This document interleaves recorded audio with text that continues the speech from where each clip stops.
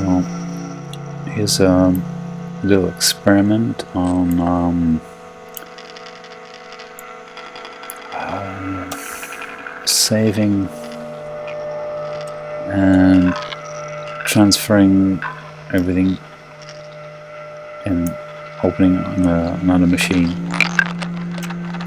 as a backup for, you know, whenever you're doing a production or something like that, and one machine just is not enough to rely on. So how does that work?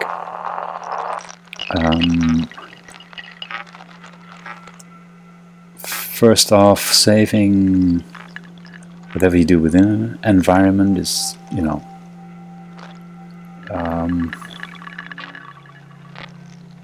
speaks for itself. I mean, the environment itself, you know, the basic setup, you name it, and there's your right, and there's your name, it's okay. I mean the enter, oh no, return button, sorry, on the keyboard. And then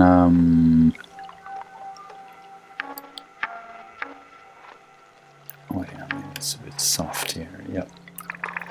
Okay. Yeah.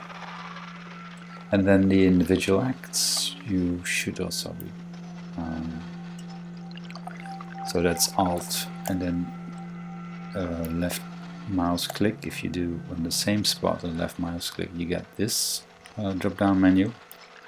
But if you do the Alt, maybe even Control, let me see, yeah, Control and also Alt, but not Shift, I think. Do Shift.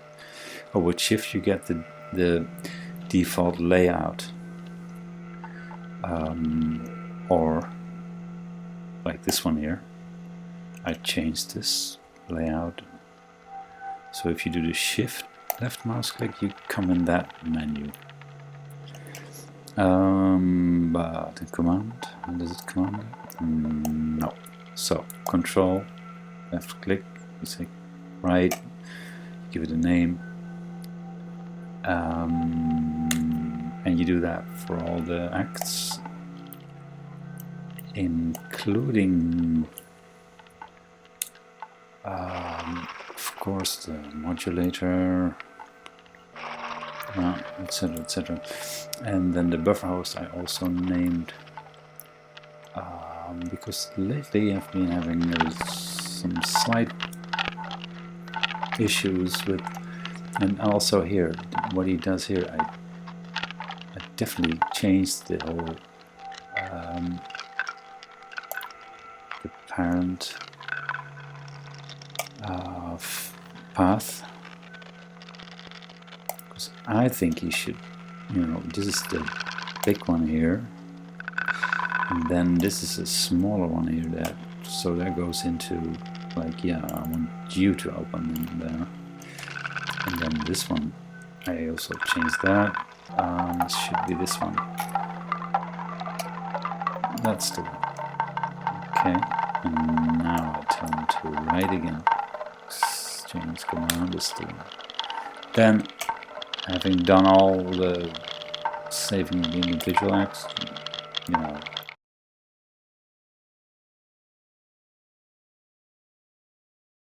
we do that again for the whole environment. And so what are we going to save exactly?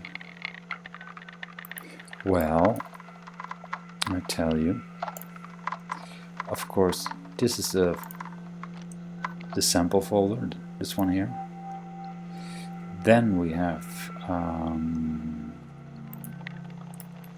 the application folder. Here's the Max 6.1 runtime. I know it's old. And then you have within that the Exciting74 folder, and then inside there you have Ppooll. Now we want to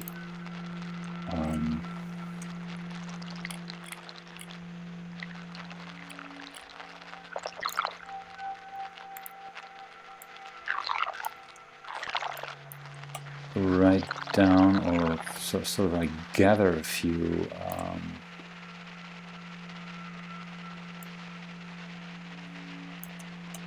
things concerning this particular.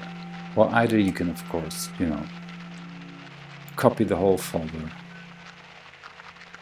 and then place that into the backup machine or the other place, whatever it is you want it to be. That means you have to be in the preset folder, and well, in case you want to do the individual things because the other machine has stuff of its own, then you pick up one by one the individual acts,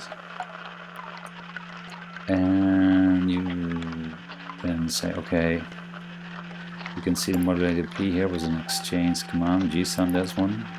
This is going to be saved. So, I mean, it is a bit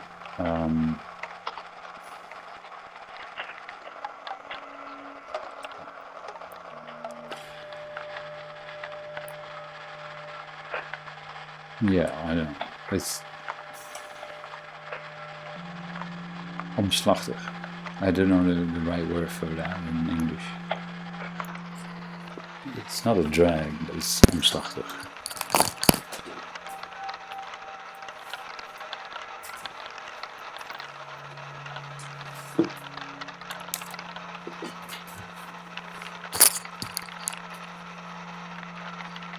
But I just want to see what happens, okay?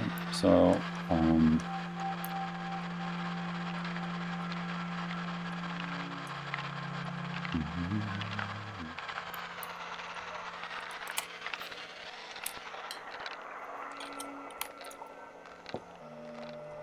put in a hard disk. Hopefully you get some juice here.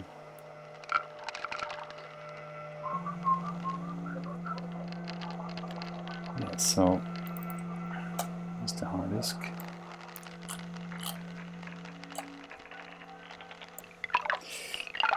Here's what we do.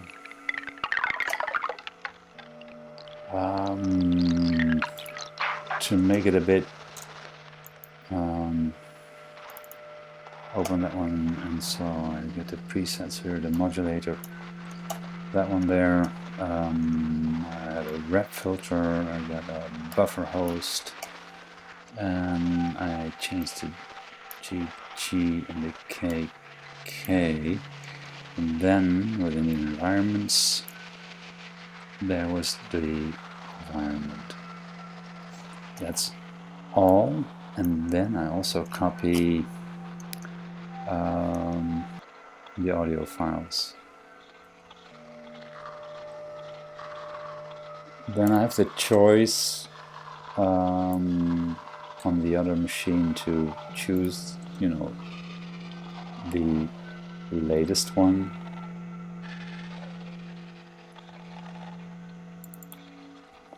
It's this one here. Yeah. Where does it show that in there? Date mode, huh? Yes. And that filter, yes. So everything is called exchange command. Don't know why. Thought it sounded really cool.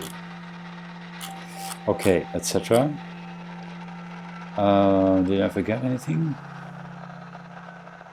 I'm not sure if I have a same version, but it's definitely the 2 series. Maybe 2.6 or 2.8. This one here is 2.8. Okay, so the other part of this film will be about where I put it on the new machine and see if it can find everything, or does it need a hand. That's the thing we want to know.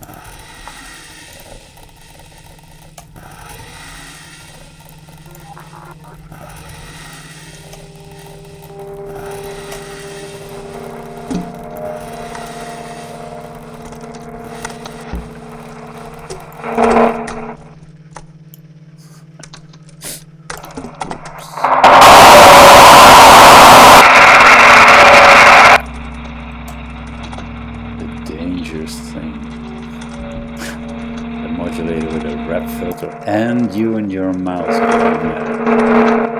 hard to control, but noise-wise very rewarding.